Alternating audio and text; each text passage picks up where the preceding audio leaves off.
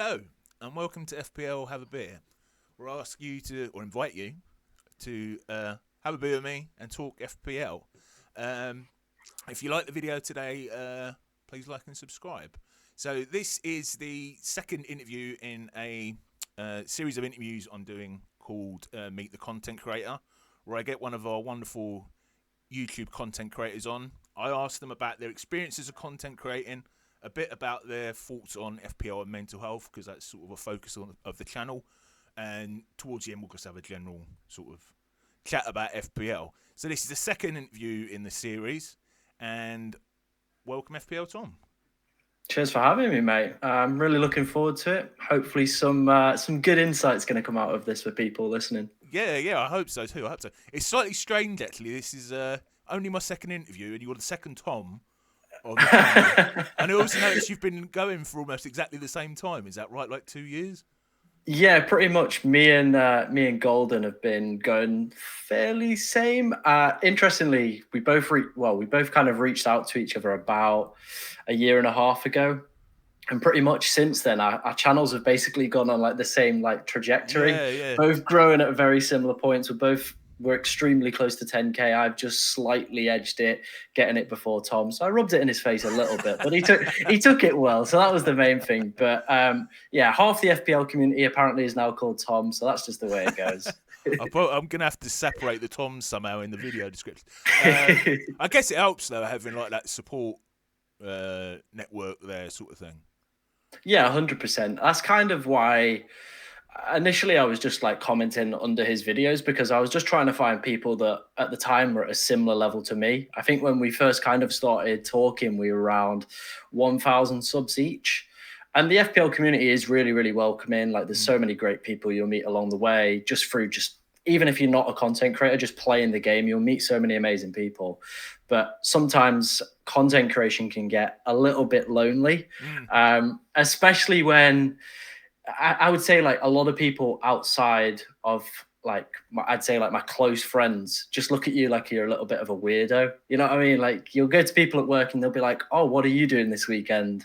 And I'll be like, "Yeah, I'm just sat in front of a camera for about 5 hours this weekend, filming videos and streaming." And they're like, "You're not going out, having like a party and stuff like that." So it's nice to have other people within the community that kind of understand what you're trying to achieve and what you're trying to do as well. Yeah, I almost have the same experience from an academic, because I tell people I research fantasy football. What's that? I've got no idea what I'm even talking about, let alone what I'm researching it.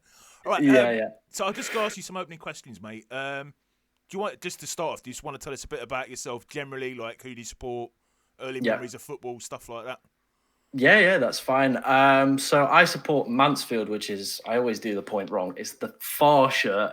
And they play in League One. I get so many questions in my stream asking like which Premier League team I support. And I would say that is probably the beauty of me not supporting a Premier League team in terms of FPL, because I don't have, I would say, a bias towards any team or any sort of players. A slight favourite of the teams up there? The thing is, I really like Brentford. I really like the way they run their football club. And like for Mansfield, we're never ever going to reach the Premier League probably in my lifetime. I'm a realist in that regard. We're a small town club.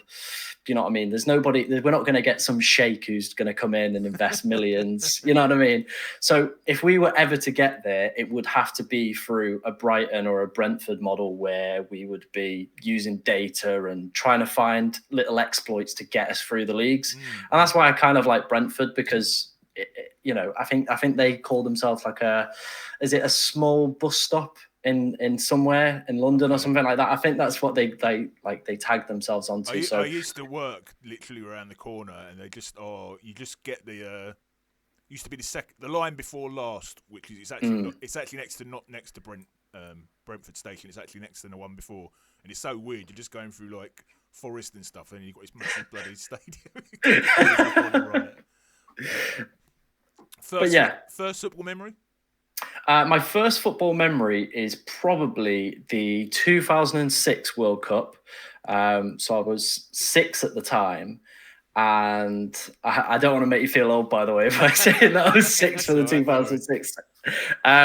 But basically, at school, they were running a competition, and everyone picked a team out of a hat, and whoever won it got like this sticker book and like a mug and loads of cool stuff.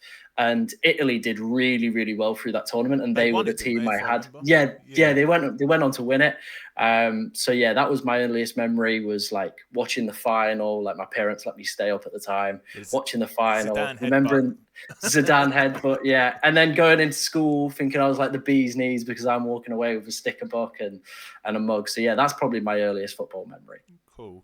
Just when you were saying about Sheikh, I'm a Newcastle fan, Yeah, and they literally announced. I mean, obviously, with FFP and that, it hasn't exactly gone the same as Chelsea and Man City. But when we got it, it was actually when they officially announced it. It was my 40th birthday, so I decided that they'd put it off for a year and a half just so they could announce that we were the richest club in the world on my 40th birthday. So when did you first get into fantasy football, mate? Originally, I think there's probably been like 2 points where I've got into it. So I remember growing up, me and my dad used to play like Sun in like the newspaper and stuff. I remember as a kid flicking through, picking players, never really doing exceptionally well in it. But there was a local newspaper from where I'm from called the Chad, and they had like a mini league in it. And I remember I did exceptionally well in it. I must have been like 9, 10 years old. A mini league in a newspaper. Yeah, for like a local newspaper. How did that work? I can't quite remember. Okay. I was like 9 or 10 at the time, but I remember we won one of the monthly prizes for it. It was like some Frankie and Benny vouchers. So those are like the early memories. And then I had a period where I kind of just went off Premier League football. I just started going to Mansfield games and stuff like that. It wasn't until probably I went back well, when I went to university at 18, that's when I started watching football again. And obviously, being like surrounded by lads, it's just like, yeah, let's all play fantasy football and stuff like that. So around 18 was when it kind of picked up in terms of FPL. Where'd you go uni? I went to a uni called UCFB in Manchester at the Etihad Stadium. It was all right. Okay, yeah, but big football town, old Manchester. Oh yeah, love it. I'd love to go back at some point. And how old are you now, mate, if you don't mind me asking? I'm 24 now. 24. Yeah, you are making me feel old. I think I just finished uni when the 2006 World Cup came on. Oh dear. Yeah, we don't have to say that, mate. But any early memories in particular? I guess you kind of touched on it with your dad and that thing. Would that be the sort of the earliest memory, or any memories that really stick out, like of FPL maybe? Early. Yeah, I'd say the early ones probably are going to be the ones I remember. Just like we'd always be on holiday around the start of the season time, and just like flicking through the newspaper, circling certain players and stuff like that. So yeah, that's the earliest memories for me of FPL and like fantasy football. Yeah, I do actually miss that a bit. But I did used to play before. I didn't start playing FPL until 2014, but I did used to do the Sun and that back when I was back in the 90s, early 2000s, and I do miss that kind of, I don't know, there was something, is it analog? Yeah, analog about, you know, that kind of actual feel of it. I reckon sometimes when people make spreadsheets, it's almost trying to replicate that feeling in a way, I don't know.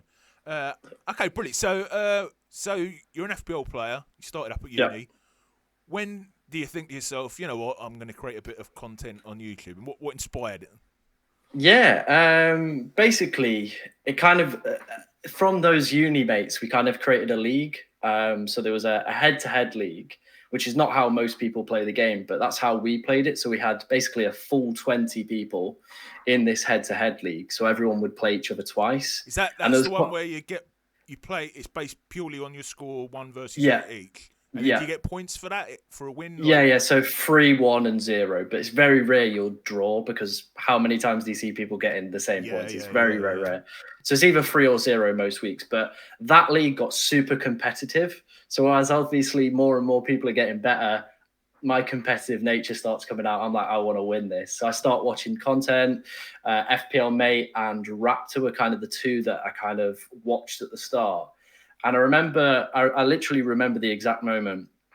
I was sat at my girlfriend's house at the time, and I was watching an FPL Raptor video, and she was like, "You're always talking about it. you're always watching content. She's like, why don't you just do it? And I was like, she's actually got a point. I'm always consuming content. I'm always talking about it, and she's probably fed up of me talking about it to her anyway.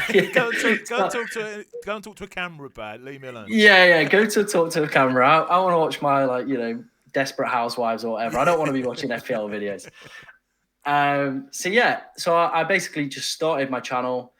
I would say Raptor and Mate were the main influences for that, and just kind of watching their content and being like, yeah, I can do this. I feel confident enough to go and do it.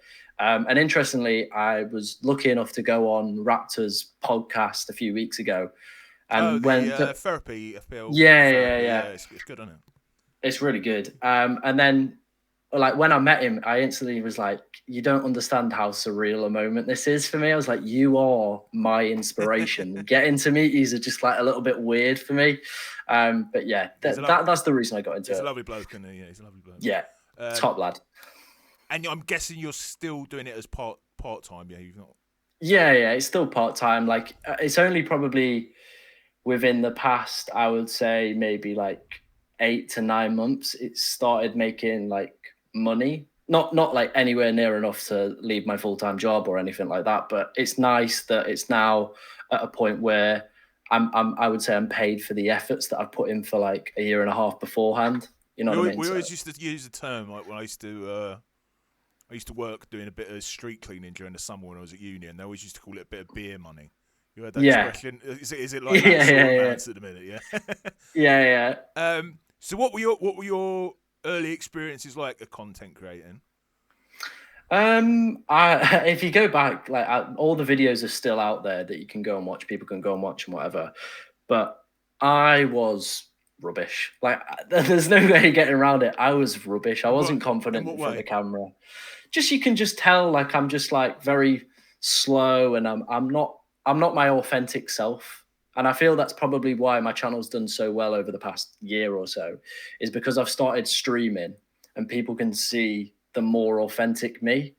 And I feel that's what people like. You know what I mean? People are obviously looking for the data and the key facts that they need to build the best FPL teams. But when you sat on a 2-hour or 3-hour stream, it's okay just presenting that data, but you need to have someone with a little bit of personality about them to definitely come across. And I feel that's probably it. And the first few videos, it's not me. It's like just like a little bit like a robot. It's like, this player has 1.8 XG. Please buy him. Whereas now it's me. It's more authentic, and I feel that's what has led to the growth, or at least I think anyway. Maybe people disagree with that, and maybe it's something else. Yeah, no, I completely agree. I mean, because really, as a content consumer, you're all basically presenting the same thing. You know what I mean? Yeah. It really is only that personality which really distinguishes, unless someone's actually really rubbish at getting the data right or whatever, it really is your personality that comes across and differentiates you, isn't it? 100%, because we all have the same players to pick from, and we all have the data sets. So yeah. And how's it changed? I mean, over time, so it's been 2 years, hasn't it? It's changed a lot. It really, really has changed a lot. I think one of the big steps, like I said, was last season I started streaming. And I remember doing the first deadline stream, and I was petrified to go live, like genuinely scared to go live. But now I do it pretty much a couple times a week, few hours a week, and I really, really love it. And I've gained a lot of confidence from it, just speaking to people in the chat and stuff. And obviously it's led to me creating a second channel as well. What's your second channel, man? My second channel is basically me just going around games in Europe, filming. Oh, wow. I didn't know that. So again, all from doing streams and building my confidence up to kind of talking in front of camera has now meant I feel a lot more comfortable to go out there, head out to like different countries and start filming football games and stuff like that. So there's been a big shift from content, and I do feel that channel probably has more, I would say, potential than the FPL ones. Because how's it doing so far? It's doing really well. Like it's only been going for about 4 months, and the initial idea of it was me and my like flatmate, who's like my best friend, were like basically like, oh, we're just gonna go out to these games. Let's take a camera. let's just enjoy it. Like at the end of the day, we can look back on these videos like 10, 15 years from now and like show like our kids or whatever and be like, hey, look, we did this really cool thing. But it actually went to the point where it was like the first video got, I think it sat on around like 70K views now. That's great. And it was like, oh my God, okay, this might actually be a thing. Made a few more videos, went back out to Sweden for the Stockholm Derby a few weeks ago. And that video's sat on 92K now. Brilliant. And it's like if that hits 100K, that's something I never expected to come from that channel, because it is just two lads really just enjoying themselves, kind of creating memories that 10, 15 years from now, we'll just look back on and go, that was a good day out, wasn't it? What's the best stadium you've been to so far? Best stadium I've been to. There was this one might be a little bit controversial because it's not a big one, but it's BK Häcken in Gothenburg. It's a really, really small stadium, but the reason I like it is they have like, I don't know how to describe it, but they have the seats, and then they have like kind of I would say like a path behind it. So you're at an elevated point and you can just walk behind all the seats and you can just stand there. So you can we literally were just moving up and down, going from like one set of ultras to the other and kind of getting as much, not my mic, get as much kind of atmosphere from both sides. And I loved it. Like you can't really do that in English football. It's kind of like you sit in your seat, you're done. Whereas that was kind of like, yeah, just roam around the back, enjoy yourself, knock yourself out. It was great. It was a really good experience. I was just thinking as well from a content creation perspective, I guess one of the problems with you guys who do your videos is, they're out of date in a day, aren't they, or whatever. Yeah. Whereas that can stay there for years and people can come and back and watch it and it will. Well, I'm assuming it won't really change, will it? Unless the ground burns down or something. Yeah. Well, actually, if the ground that burns down, you'll probably get more views. Yeah. Disclaimer: I do not want any foreign football grounds to burn down. So I was just going to say, I hope you don't mind me mentioning this. We were talking about the 10K, which congratulations you hit recently, and you had a little bit of a competition, kind of say, in that regard. Yeah. Can you tell us about that? It was kind of just like me and Tom have been kind of golden goal. Yeah. We've both been like kind of at this same level where like someone will just sneak ahead with like 500 views and it'll be like, oh, okay, maybe he's gonna do it, and then like I just sneak back ahead, and it's kind of been like ebbing and flowing all the way we've been going up. But I think I've started doing Champions League content this season. And that was mainly off the back of the Euro fantasy game. I really just enjoyed the way that game worked. And I thought, you know what? There's not too many people making content on UCL content. Let's give it a go. If it doesn't work, it doesn't work. And I'll just have a little bit of fun with it. Turns out people like it. And it's done really, really well for views and subscribers and stuff like that. And I think that slightly just pushed me ahead of Tom in terms of those subscribers. But I guess that's just that suggests as well there's people that probably... Well, it would make sense that people who play that who don't play FPL. Yeah, it's a European-wide game, isn't it? So I suppose I'm gonna later on. I'm gonna come and quiz you a bit more on those because oh god, I want to know how to play them. But yeah, but no, congratulations on the 10K. So cheers, mate. What would you say are the positives and negatives of being a FPL content creator? Maybe start with a FPL content creator. Maybe start with the positives. Yeah.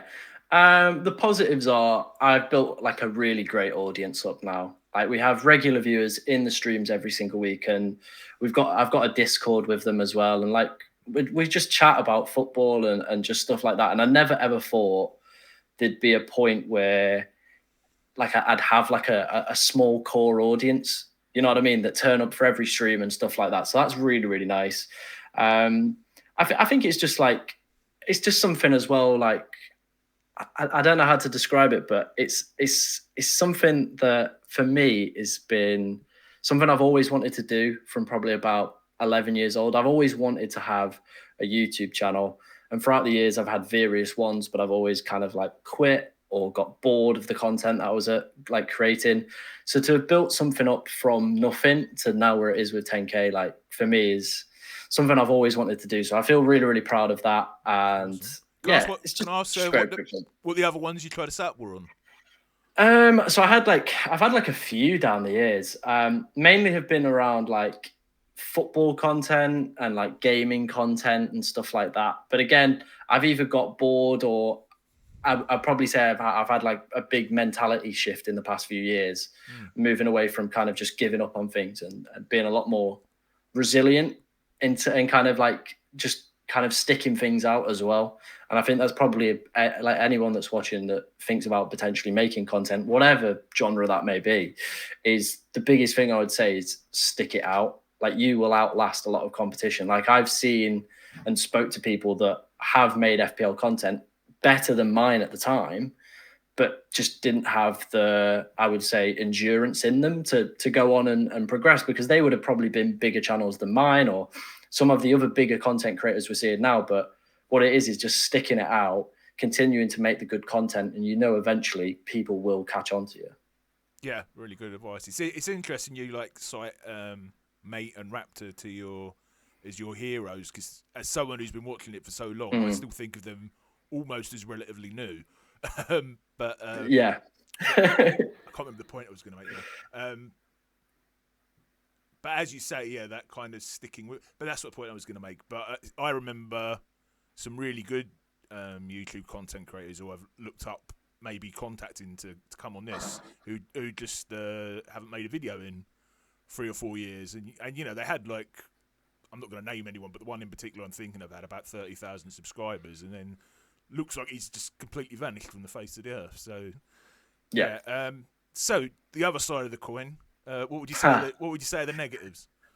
The negatives are, I've definitely noticed this since obviously building a little bit more of a following, is you'll just get some people that are just, I'll try and describe it in the most PC way possible, but just like idiots.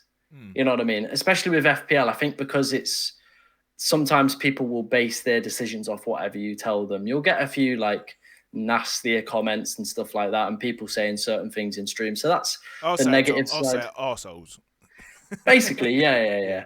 And you'll also find like you get a lot of people who are jealous. Like at the end of the day, people are jealous because they wish they were in your position. Like I've had some people comment on some of my stuff being like, "Oh, this isn't very good," or this channel's rubbish. And then you'll click onto theirs and it'll be like, there was one guy actually. So I used to make TikToks quite a lot, and it was doing really well. And this guy commented being like, "This guy's rubbish. He's awful in front of camera." Clicked on his profile, and the guy was reviewing biscuits. But he just like open a pack and just eat it and be like, "Yeah, this hobnob's good." And then that would be the end of the TikTok. And I was literally like, what's made you think Was it you some have sort the of? right? Was it some sort of weird surrealist comedy channel? Maybe, I don't know. I have no idea, but it was just like, what's motivated you to go, you know what, I'm going to comment on this guy's post. Bearing in mind, I can see exactly what you're posting, and it is rubbish. Yeah, So yeah. Did you say that back to him? I did have a nibble back. Excellent, excellent. He did wind me up, but yeah, I'm restraining it in a little bit more. He can have a nibble on that along with his biscuit. Yeah, exactly. Yeah. So mainly like the trolls, then you'd say, though. Yeah, like it doesn't affect me. Like I'm a real what, I can't think of the phrase. I've got a thick skin. Let's put it this way. Yeah. From the age of 16, I was reffing like youth football. 18, like pretty much doing teenagers and dealing with parents, and you get called every name under the sun doing that. And it's kind of just developed this thick skin where people can say whatever they want. It's more, I would say, like my dad used to read a lot of the comments because like he's supportive and wants to see like what people are saying and stuff like that, but he's had to stop obviously reading the comments because some people are not being very nice. So yeah, and you get pissed off if you saw someone saying stuff like that about your son, probably more than you would seeing them saying it about you, wouldn't you? Exactly. Like it doesn't affect me, but at the same time, like I know my family watch some of my content and read some of the videos, so yeah, I'd rather people not say stuff, but it's just the nature of the game. I'm just imagining as well, like if anyone is watching this who might think about creating content, once you've probably, I mean, I know you're saying that you are pretty thick-skinned anyway, but I suppose once you've seen the comments once or twice, they're just going to kind of bounce off you anyway, aren't they? Yeah. I feel like you've just got to embrace it a little bit as well. I know Raptor gets called an egg all the time, and I wonder I why. imagine that. Yeah, I imagine at the start that probably grained on him a little bit, but he's kind of just embraced it a little bit more, and I think it's become less. It's become like more of like an inside joke rather than people just being mean to him. Yeah, I've heard him make that comment about himself a few times on his deadline Yeah, stream. yeah. So yeah, the next one would be I asked Golden Goal Tom this yesterday. So I'm thinking back to 10 years ago, roughly. I watched Andy do like his first streams in what was pretty much an empty YouTube environment. I mean, Fantasy Football Scout were out there, but I don't think there were any other individual streamers. And then obviously down the years, you've had Mate Start, Raptor, and you've now got quite a condensed environment. I mean, I guess, it's going to be difficult for you to answer this because you weren't trying to create content 5 years ago, but how much more difficult do you think it is for someone to start a channel now than it may have been, say, 5 or 6 years ago when Raptor... what are the challenges, I guess? Yeah, it's a really good point. I definitely think there is a lot more channels. Even from when I started 2 years ago, there's a lot more channels trying to make content. And I think the big point for a lot of people will be, how do I get the views away from the big boys? Because once you've watched probably a couple FPL videos, that's it. You don't really need to watch any more for the rest of the week. Well, it is like particularly those daily ones. Once you've watched one, you've basically watched them all, haven't you? Yeah, because again, we're all presenting the same data. It's kind of our personalities, and some content creators, I go for different stuff. So like some will do expert series, some will have really good previews where they'll go through certain data that I appreciate in terms of my selections and stuff like that. So my advice for like anyone, if they were to start now, especially within the FPL space, would be, number one, what can you do different that isn't already out there? That's probably the big one. Number two, maybe look at other games that aren't maybe getting as much traction. And then three would probably be a strategy that I did and still do a little bit, but I feel I've got a little bit more traction, so it doesn't affect it as much. But avoid posting when the other content creators post. Good advice. So on a Sunday evening, you'll have probably Harry, Raptor, Focal, Andy. They'll all post their transfer targets video. If you post at that time, no way is the algorithm picking that up. It's not going to happen. But maybe if you post on a Monday morning, say at 6 a.m, when their videos have already been out for a couple hours, yours might pick up some traction. So it's just finding these. Sorry, Tom. Is there something in the algorithm? I've only posted, it's only been like the live video I've posted. But it seems like you get a lot, well, relatively for my channel, a relatively lot of views for like the first 6-7 hours, and then it kind of dies out. So is that how YouTube, do you think? I know no one knows the YouTube algorithm, but it kind of throws it out there for like maybe 6 or 7 hours and then kind of dies down. Would that be true to say, do you think? I think with FPL stuff, because there's always like a constant cycle of new content, I think it only does have like a lifespan usually of videos, probably if you're lucky, a day. Yeah. Maybe most are probably going to be between 8 to 12 hours, that lifespan of a video, just because there's the sheer amount of content being created from such big accounts as well, that it does only have a short lifespan. So again, it is just timing it in those windows where there isn't a Raptor, there isn't an Andy posting, and you'll do actually quite well off the back of that. And I think as well, just being yourself, being authentic. Don't try and be somebody else. Just be yourself in front of a camera, and it will eventually pay off. Awesome advice. So my next channel, my next question was going to be, how did you come up with the channel name? But I don't think you were really that creative with that. So what I was going to ask is, as you and Golden Goal Tom started at the same time, did you like have an arm wrestling match or anything for who got FPL Tom? No, interestingly not. This is the thing. Both of my channels are the most uncreative names possible. FPL Tom is obviously my first name, and then my other channel is literally just my name. It's just Tom Langford. That is my name. So as you can tell, I'm just a creative genius. Yeah. Well, it's obviously working. Keep it simple. Maybe that's the lesson. Okay. So I was expecting the big content creators to. I mean, I'm talking about the hundreds of thousands of subscribers to answer yes to this, but the other Tom answered yes to this yesterday. Have you ever been recognised out on the street or anything like that? Nope, never been recognised. I think it's my dad's worst fear. We always like go to football games and stuff together. He's like, one day you're gonna get recognised, and he's like, I don't know what I'm gonna do. And I was like, it will happen eventually. But yeah, I've never been recognised by anyone. So I think how do you reckon react if it did happen? He'll probably like sulk off to like the toilet or go and get like a Bovril or something. He'll just slip away into the darkness. How do you reckon you'll react? I'd be fine with it. I'd just be like, all right. Like I'll just come across as I am pretty much now. I'll just be friendly. I'll have a chat with people. Because that's it. At the end of the day, like I don't see myself as any sort of celebrity or anything like that. I'm just a regular lad, just making FPL content, enjoying the game. Or if like someone spots me from the other channel, I'm just enjoying it with my mate, just out watching football games. Like I'm not anything special. I'm just giving you access to my world, I guess, and trying to make somewhat of a living off it or a little bit of extra money off it and just enjoying it. I guess those guys who, I don't know, I'm thinking like HITC Stevens, do you know him? Yeah, I guess like when he's at grounds, he must get recognised all the time. It must be like a daily occurrence almost, mustn't it be? Okay, awesome. So sort of focus of the channel. I know you've watched a bit. Is FPL and mental health. Mainly as I've done some research on it with FPL Raptor and some other academic colleagues. A shout out to my own videos. There's a few videos on the channel on FPL and mental health. If anyone's interested in watching those. So yeah, I'm just going to ask you a couple of questions about FPL and mental health in general. If that's all right. So, has FPL ever affected your mental health or mood? And maybe you could distinguish it between if it has before you became a content creator, and then afterwards. Because I had an answer that really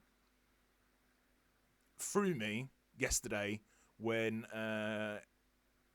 Tom Golden Goal said that as a content, what he basically does when he has a negative mood is jumps into the content creation. Sorry, I'm blabbering on here too much, but yeah.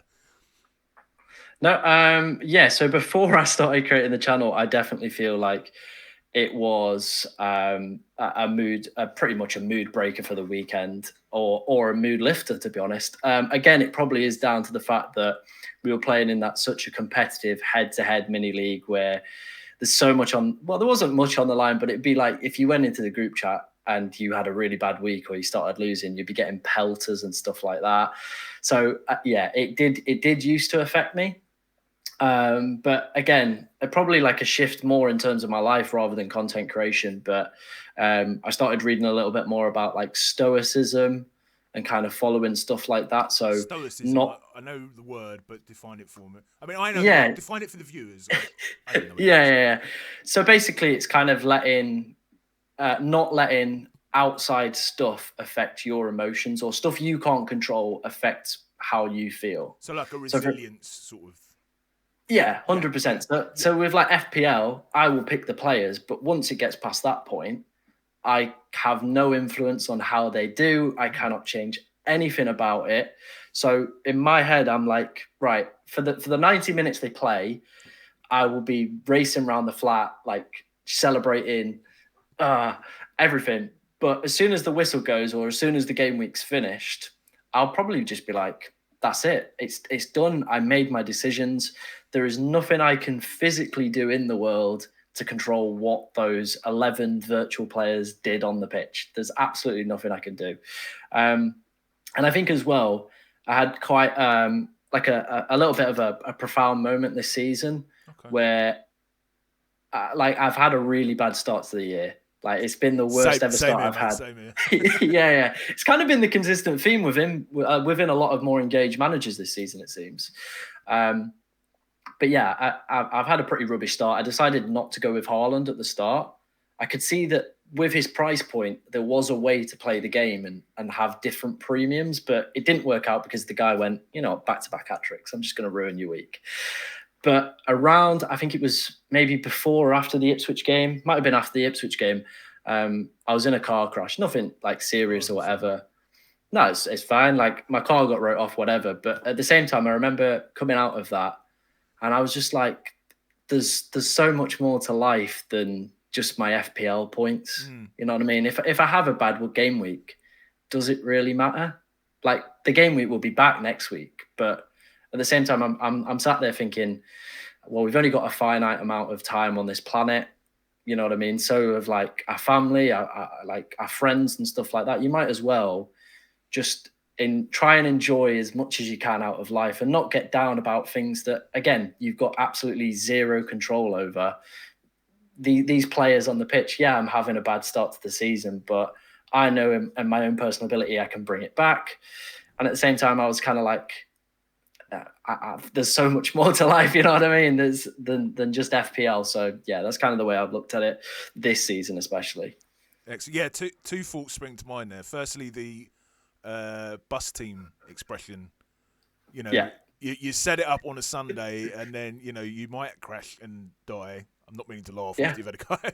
And the other thing that comes to mind is, as you were saying, like Andy mentioned, Let's Talk FBO. Andy mentioned recently about most games as you play them, you progress. You get better. Whether it's I play snooker quite a bit or a computer game or whatever. And with my FPL, I'm 5 million at the minute, which is by far the worst wank I've ever been. And I've kind of gone over 10 years from sort of finishing 300,000, like 100,000, 10,000 2 seasons to go to 3,000. So I was like, I'm guaranteed to finish 1,000 this year, and I'm 5 million. It's like you do have no control, do you? It's yeah. I mean, there is skill to an extent involved, but you have no control, do you? No, this is the thing. Like I think as long as you're happy with the decision you make going into that deadline and you own that decision and go, you know what, I've done my research. I feel I've made the best decision I can this week. After that point, it is just luck and out of your control. Like how many games have we seen where a team's been absolutely dominant? Take Haaland, for example, this week. I triple captained him. He's put up the best...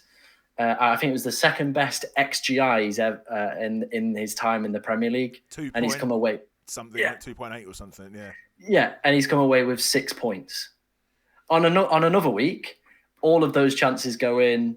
Everyone's going, "You are a genius. Well done for triple captaining." Very similar to what people did against Ipswich. So they were like, "Fair play. You've taken the educated decision," and that's the thing. Like I'm not bothered that he didn't do well because I know deep down, I think I've still made the correct decision. I've looked through the process. And I think that's the thing with people. As long as you're happy with the decision you've made, come the deadline, just forget about the rest of the team at that point. You've made the best decision in your head. Just let I'd say the FPL gods do their thing. If you get lucky, you get lucky. And that is some of the game in essence. Great advice. You should have waited for a double game week, but great advice. Yeah. So what would you say are the most, I guess we kind of covered this a bit, but I'll ask anyway. What do you think the most positive parts are about playing FPL, like from a mental health perspective, and what are the most negative parts? Yeah, I'm trying to think of some positives. There's not been many this season. You and me both, mate. No, I'd say the positives for me are it's brought me and I'd probably say my friends and the relationship with my dad and my brother a lot closer together. And I imagine that's for a lot of people as well. Like I talk to my dad fairly regularly on the phone and stuff like that, but it gives us not an excuse to call each other, but there's always now a reason to call each other. It's to talk about our FPL teams. There's a bit of a man thing, isn't there? Like I ring my mum and I'll talk about anything, but with dad, it's like, how's your life going, son? All right. Talk to you next. It gives you the lead in. Yeah. And it's just created I'd say a really nice, competitive, but good vibe between me, my dad, and my brother. Like it's a really good relationship we all have. We always talk about FPL and stuff like that. It's a really nice, I would say, bringer of the communities. There's like at Christmas as well. There's always that little bit of banter between us and stuff like that. And same again with my friends. Like it's probably kept me in touch with a lot of my friends from home. I think otherwise, I don't think I'd probably speak to them ever again, and probably would have lost contact. But because of FPL and because we're in this league, playing each other every single season, we're always giving each other little Is it one of jibes and those stuff in the chat. ones that automatically? I've never really understood the ones. There's ones that just roll on almost automatically, isn't there? And then there's one. Is it one of those ones? That we've got one of those for points, but then we've obviously got the head-to-head one where we invite 20 people in every season. So it's nice because you're playing like it takes away a little bit from the game. Like sometimes you could be having a really, really bad game week. You'd be like, oh, I've only got 30 points. But you might be playing like one of your mates in the head-to-head league who's got about 10 points, and you know the world's made for you. It doesn't matter you're on a red arrow. You've beat your mate. You can head into the group chat and start giving. I need to sign up for one of these with the season I'm having to get something. Exactly. And what about the negative? Where do we begin on that one? Me and my flatmate, we have a really nerdy setup. So we have 3 televisions. So come Saturday 3:00, we'll have 2 games on, and then we'll have Soccer Saturday on. By the way, if like the police are watching, we're not illegally broadcasting them. By the way, I'd just like to point that out. We do work for a sports broadcaster, so we get the games for free, whatever. But we'll sit there, we'll watch the games, and it's so frustrating at times. Sometimes being sat in there, especially when like I was livid when like Haaland was missing big chances at the weekend. What games did you have on? The ones you've got your captain in, or? Yeah, so we'll usually like have a pick of like which games have we got more FPL assets in, or like captains and stuff like that. So this weekend we had the City game on, triple captain, and then we had the Brentford Ipswich one on because I had Visser and I had Mbuemo. So that was a great game to watch. I love that. There was loads of points flying in for those 2 players. And it's your Premier League team. Yeah, exactly. My Premier League team. So win-win all around. And it was a great game as well to watch. 4-3, classic. Everything you could want from a football game. Unfortunately, the other side of it was Haaland was making me tear my hair out. But that's probably the negatives. And I probably would say I have noticed that like my leg will shake and stuff like that when I watch certain games, or I'll be sort of like willing certain players to touch the ball or like to get in the positions. It's like a nervous energy sort of thing. Yeah. I think it's probably how like maybe like gambling addicts feel a little bit, where like if they've got a bet on a certain team, they'll be like doing something or like shaking or wanting certain things to happen. So it's probably not good in those aspects, but at the same time, at least it's not something that's like losing me money or is going to have a negative impact on kind of myself. It is just FPL, and like I said, once the game week's over, I can just put it down because of the I'd say the mechanisms I put in my place. I couldn't even speak there. In myself, yeah, the mechanisms I put in myself that stop me from kind of spiraling in that way. But yeah, that's probably more the negative sides. It does feel a little bit sometimes like it is like an addiction. So yeah, that's probably the positives. Well, the negatives. Sorry. Yeah. Yeah. Would you? What advice would you give to anyone who's struggling with mental health, like me? No, I'm not my mental health, but someone who's having a really shit season who maybe is struggling. What advice would you offer them? Yeah, I think it's a very valid point because sometimes after a game week, you don't want to look at your team, especially if you're getting like pelters from your mates in group chats and stuff like that. Number one thing, I'd probably say if you've had a bad week, flip your phone over, don't go on the app. If you really need to, just delete it. Don't look at it for the rest of the night. Don't let it affect you. And if FPL is that kind of, this is going to probably sound a little bit mean, but if FPL has got that big an influence on your life, you probably need some other stuff going off in your life. So 100%. I'd recommend people just go for a walk, head to the gym, speak to family, start a YouTube channel, just have something else going off in your life where FPL isn't going to be the be all and end all of every single weekend. You know what I mean? That would be my advice. I know it might sound a little bit like I'm being a bit of a dick and being a little bit mean, but if a virtual video game that you have no control over is your main kind of, I'd say like dopamine hit for good and for bad, then you really need to look at what else have you got going off in your life, and how can you improve that just for your own being as well. It's going to make you such a better person, and enjoy the quality of life you have as well. I think that's great advice. I think that's great. I'd even go as far as to say, if it's really, really affecting you, just delete your team for a season. Particularly if you're like me and you're 5 million and you've got no chance of getting anywhere. Right, this one might be a bit difficult. This one through the other Tom yesterday, but you have listened to that video, so I'm hoping you may have had a chance to think about it. Do you think there are any changes FPL themselves could make, or FPL FPL fantasy games more generally, changes they could make or things they could do that could help the mental health of their player base? It's a really good question. I think one thing they probably could do is maybe bring forward some of the deadlines. I know in UCL fantasy it's at the first game. It is because fantasy. Yeah, I know a lot of people will be like stressing out about early team news. Obviously, there's kind of been the thing on Twitter where like the FPL cartel are hiding back information from certain players and stuff like that. But I think that would probably take a lot of stress out of a lot of people's decisions. If you can see the teams up until the deadline, then that's fine. Like, you're probably going to get more information. You can make better decisions. And I think, because sometimes we do get into these positions where we'll get a leak. It might be wrong. It might be right. And people will probably make the wrong decision a lot of the time and lose their heads a little bit. I think another one is probably player prices. I think this year they've been nuts. And I think FPL need to be clearer on when a player is going to rise and when a player is going to fall. Because at the moment, it's wishy-washy, made-up logic. If somebody clicks a button in FPL Towers, that player's going up tonight. If he's, for example, I think a lot of more engaged managers might sell Haaland off within the next few weeks. Is his price going down tonight? I haven't. But this is the thing, right? I don't think his price will shift. Yeah.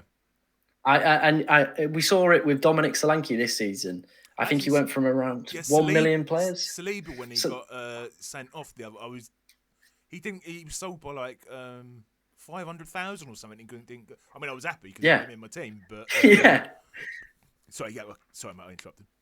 No, it's fine. Like, that's a perfect example of it. Is there's no real clear or concise way that these players' prices are justified compared to other games as well. So, like in UCL fantasy, it's the highest scoring players from the previous week go up by 0.1 mil, which is a much clearer system.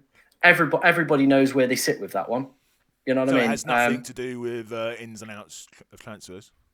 100%. Because, for example, there was a lad at work today literally asking me what to do because he was like, I want to move to Palmer in 12. But he was like, if I don't make my transfers tonight, I'm going to be priced out of that move in 12 and probably miss out on one of the best players for that next 6 to 7 game week period come game week 12. So I was saying to him, I was like, information's more important than that 0.2. But I was like, if it's going to mean you're not going to have Palmer, your season could be absolutely ruined. But he's brought in Cunha, who before the press conferences was a little bit of a doubt because apparently he went off with some like knee injuries or something. It was ice in his knee, whatever. Looks like he's fine now, but that was the point. Like, he's had to make that move that could massively impact his season because it could come out tomorrow. Oh yeah, Cunha's done his ACL in training, and he's had to make that move because he's being forced out of to make moves further down the line because of prices. Now, some people might argue that's skill and the way the game is, but I think it's probably going to lead to a lot more stresses and headaches for people. You're going to be pissed off. You're going to be stressed. You might therefore make another transfer that he doesn't want to make, and that's going to piss him off if it doesn't work. It's just an avoidable, never-ending spiral with price change, isn't it? Exactly, and FPL probably should look at this themselves and realise, okay, let's say the two players he brought in have a terrible game week now, or don't play or pick up injuries. What's to stop that player from just deleting the app and not touching it again this season? Yeah, I think that's a good. We touched upon this I touched upon this with Tom in my last video. I don't see with the deadline, and I guess there are certain things we might not like as FPL players that maybe makes sense. So, for example, in previous seasons we haven't a lot of the content creators, at least, have argued that the prices of the players is too cheap. But it makes sense for FPL to do that to get people in. But I don't see any logic to the price changes or the deadline. Apart from to frustrate players, I don't see how they expect that to increase engagement with FPL. Really. Yeah, 100%. Okay, cool. So those are kind of the mental health and content creator questions. I guess I thought we'd just have a bit of a chat more generally. Before I asked you, I guess we kind of touched on how your season's going. Could you tell me a little bit? I've only ever played FPL. I've never played Champions League or Euros or World Cup. Could you just tell me? Because I saw the thing that kind of flashed out to me when I had to scroll through your channel was the UCL and the Euros video. What's sort of the difference between them? And from a content creator perspective, is there any difference in creating videos from one versus the other? Yeah, I also play a different game as well called EFL Fantasy. Obviously, being a Mansfield fan, that's suited to me. Was new. That was new this season, wasn't it? Yeah, that was new this season. Again, that works completely different, and I really like the way they've set that game up. You basically pick 7 players and 2 clubs each game week. There's no transfers. You just reset and then just keep picking the best teams. Does it work well? Because when I heard the format of it, I thought this sounds fucking nuts. Excuse my French, but it's really good. I really enjoy it because what it's enabling me to do is learn a lot more about players that I never ever thought I'd pick up on, and the point scoring metrics within that game actually mean that the best formation is a back 3 and only having 1 striker. So you've got now, 7 players, you said. Yeah, there's a goalkeeper in there. Yeah, and then a back 3, 2 midfielders and 1 goalkeeper. That's the best formation. Okay. Because the defenders pick up points for clearing the ball, playing tackles, and obviously with League 1 and League 2, it's a lot. Well, I'd say it's just more shitter football, isn't it? Basically, people it's more just 1980s type style. Yeah, lumping the ball up, but the game rewards them for lumping the ball up. So it's completely different in the way the metrics work on that game. I hadn't thought of it. Like that. Yeah, it's really, and I do think FPL need to look at ways to introduce new metrics because you'll have certain players that people will never ever touch. So you're thinking central defensive mids, we're never going to touch them because they don't warrant points, they don't score goals, they don't get assists. Certain centre backs as well for teams, we'll just never ever go near them if they're not a threat from set pieces. We'll just never touch them. And I feel like FPL is missing out on half their player base just not being useful. I mean, if that makes to sense. argue against that, Sky had a lot of that in it, didn't it? The Sky game that's recently shut, and that had a lot smaller. But I know did it cost money? I think, but yeah. I don't know whether it would make it too I do get that because obviously FPL is pick up and go. That's their main thing. They want people just to pick it up and go. I probably would say maybe they need to just look at more the simpler ones. Maybe just a striker has a shot on target. That's in the EFL one. They pick up extra points for that. There's nice ones in the UCL fantasy as well. It doesn't go towards it doesn't go towards a bonus point count. They actually get a straight point for it. Straight point for it. Okay, interesting. So I think that could potentially work better than a bonus point system as well. Is just reward the players that just play the game. So strikers picking up for just having shots. The UCL has one where you just get 2 points for winning the penalty. In FPL, it obviously goes down as an assist. But if that penalty's missed, the players won absolutely no points out of it. Which has and it's not really their fault whether or not it was missed or not, was it? Unless they take it, I guess. Unless they take it, but I like that one as well. I think these ones are probably simple ones where they could just add them. Sorry, Tom. I also think if a player wins a penalty and takes it, he should get the points for winning it and for taking it because they're 2 completely separate skills. I get, you know what I mean? And that's what happens in UCL fantasy. You'd get both points for that. You would, okay. So that they're the simple ones. I think obviously when you start to maybe delve more into what Sky was, where it was ball recoveries, tackles, key passes. That's kind of more I'd say hardcore stuff that only certain people would enjoy. but for the ones like just winning a penalty or having it, scoring outside the box or having a shot, So I feel like a lot more how casual. many extra points do you get for scoring outside the box? You only get 1 point. It's like nothing, and you can't. Again, it's not one of those metrics where you can measure or you could go, oh, this player loves scoring outside the box. It's just like a little fun extra point that I think again just brings further engagement into the game and just a new way of kind of revamping the scoring system a little bit. Yeah, no, that sounds interesting. Though. FPL, if you're watching, I'm sure they're not. You can have a think about that. And is there any differences in terms of making the content compared to FPL for those games? Yeah. So obviously with the EFL one, it's a new team every single week. So you're obviously looking at different players every single week. So yeah, basically you're building a free hit every single week. And with the Champions League fantasy stuff, again, you get captaincy for each day. You can like swap it round. So with your teams and stuff like that, you have to kind of eye up a captain for every single day, rather than just in FPL. It's like, chuck it on Haaland, chuck it on Salah, hope for the best. With that one, there's kind of a little bit more. Do I risk going for 10 points or do I try and double it with the player playing the next day and stuff like that? So you don't because in Sky you had a different captain every day. With that one, you can change your captain, but if you do, you don't keep the captain from the previous day. Yeah, exactly. So there's that a risk reward. Yeah. And I said this to my flatmate who's playing the game. We're all doing exceptionally well. The lads at work who are playing it as well. And I said, if you want to win this game, you will risk captaincy if a player has only got one goal. And I think that's the main thing I've got out of this game is fun. Like I think because of the content creation stuff and having a little bit of an audience, I have been a little bit more. I don't know how to describe it. Maybe cautious with some of my decisions in FPL, and maybe not.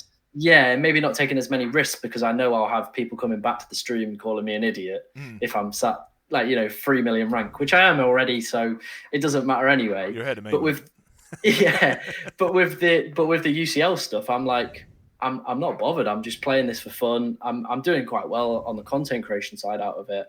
But playing with a little bit of risk and just picking picks that make me happy, or I want to watch that game, so I'm just going to pick a player out of that one. So it's giving me more fun doing that content then. Yeah, because it's just like I'm not bothered what rank I finish in the end. Let's have a little bit of fun, pick some players, enjoy watching the Champions League games. So, out of interest, how many players? What's like the total player base for Champions League? I think it's around close to 2 million. Okay. So it's quite a bit smaller then. Yeah. FPL's at 11, 12, somewhere around there. 11, 12, yeah. So yeah, it's quite a bit shorter, but still 2 million players is fairly decent size for a free game. What about in the Euros? I think the Euros was a little bit bigger. I can't quite remember. I think it might have reached around 3 million in the end. Generally, like we're making content about it and stuff. Oh, the Euros it's the same system that does the UCL fantasy. Same, it's all under UEFA. So the game's pretty much the exact same.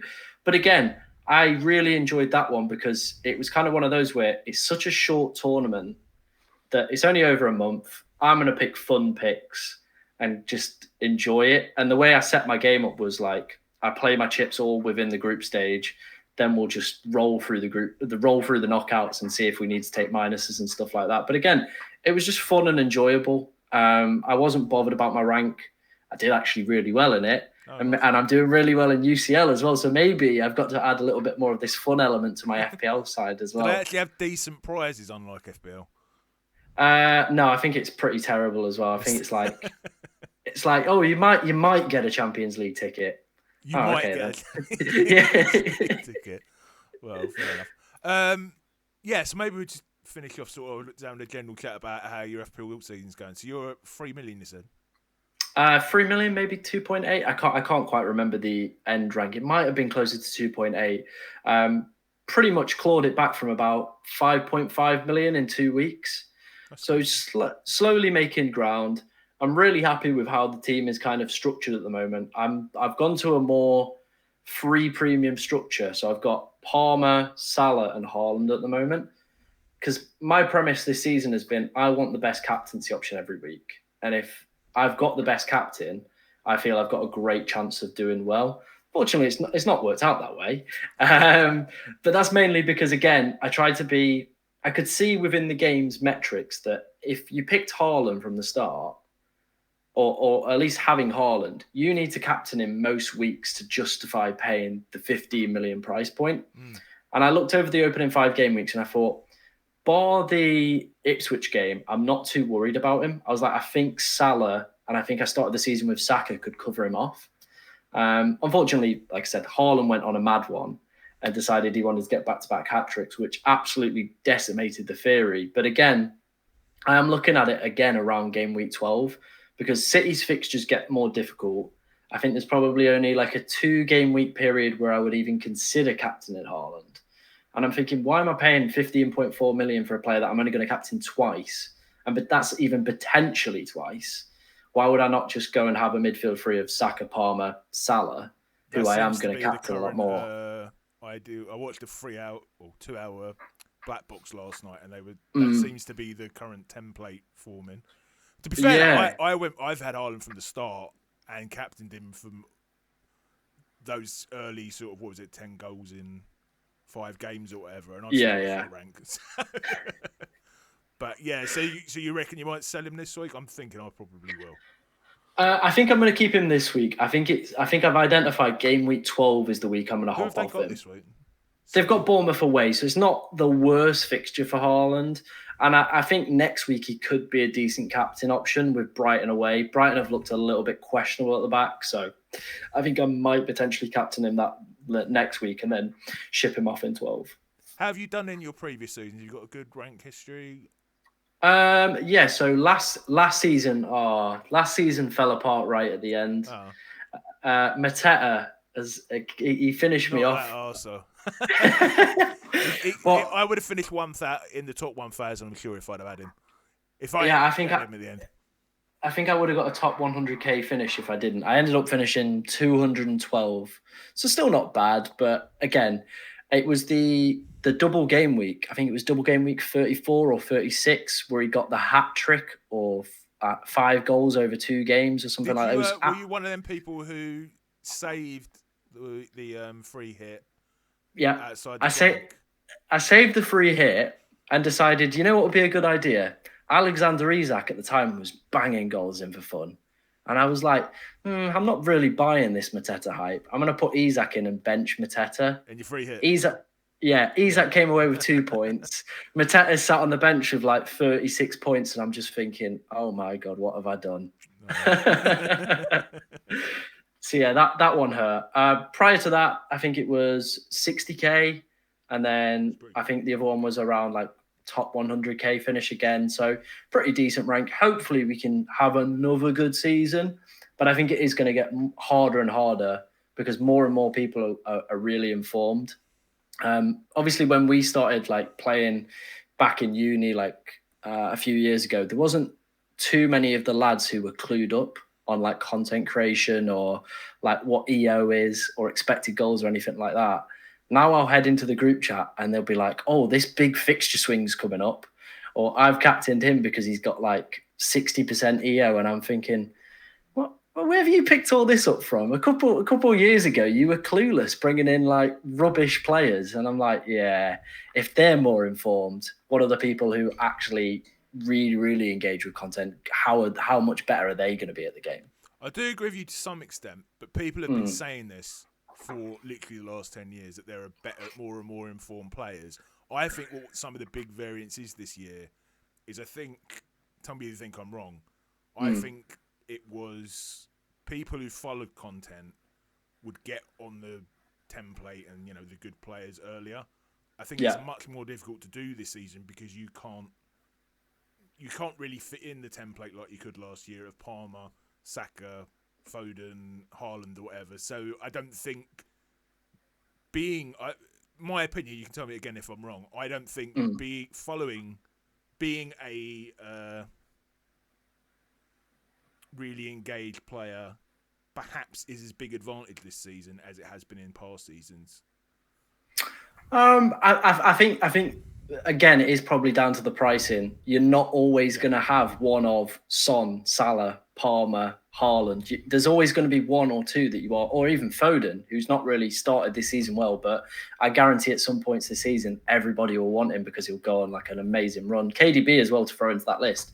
There is going to be a period where you are not going to have some of the best players in the game that are capable of getting 20 pointers. And I think that's the beautiful thing they've done with the pricing this year.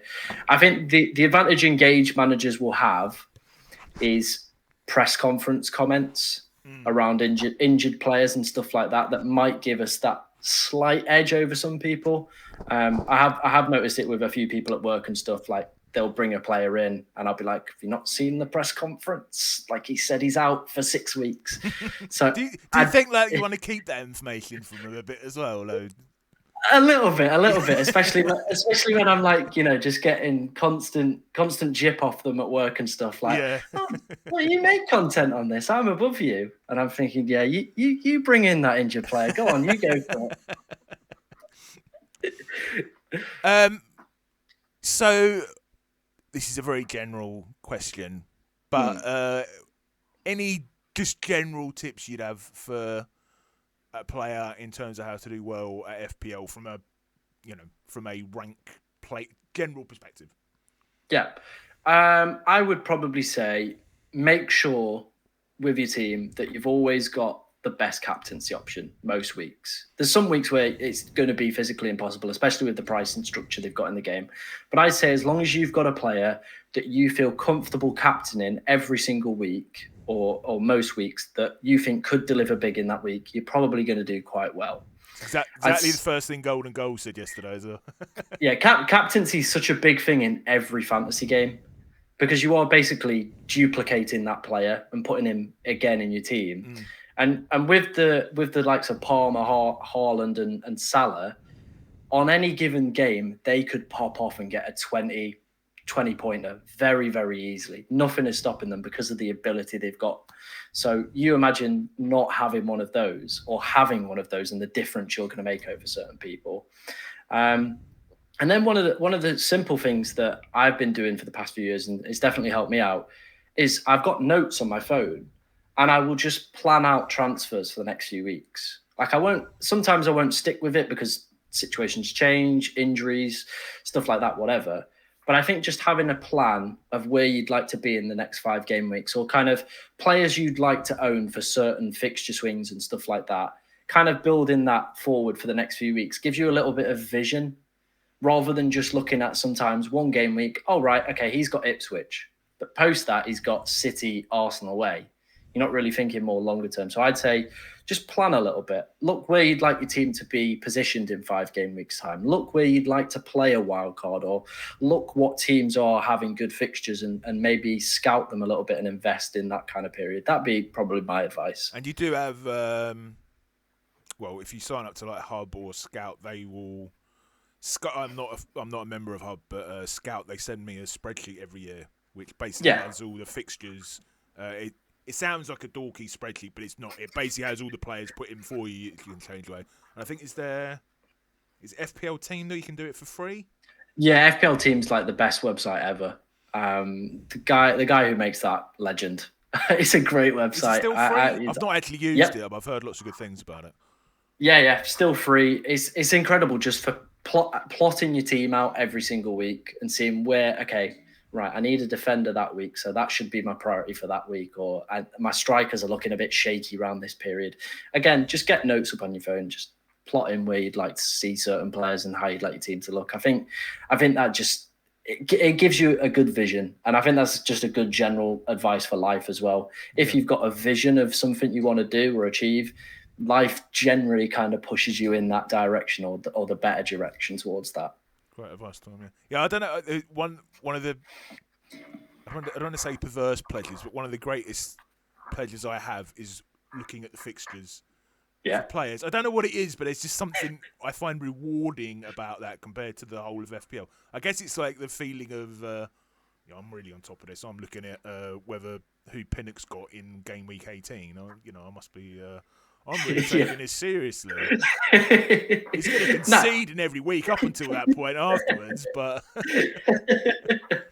no, it's a good feeling. It is a good feeling. Any other general advice, Tom? No, I think probably harping back to kind of the mental health stuff is just make sure you have a life outside of FPL. As harsh as that sounds, make sure you've got other stuff going off. So this isn't the be all and end all for your life. Awesome advice. Well, Tom, thank you so much, mate. It's been an absolute pleasure. I've just realised I think we've been talking for nearly an hour and 20 minutes, something like that. Oh, I'm sorry. I'm sorry for taking up that much time. I said to Tom beforehand I was quite tired because I think we've both been up since 6 a.m, but it's actually flown by. Yeah, it really has. It's been really good, and I hope you at home have enjoyed it as well. Yeah, thanks again, Tom. It's been great. No worries, mate. So please like and subscribe if you've enjoyed this video. We will hopefully have some more in the Meet the Content Creator series coming soon.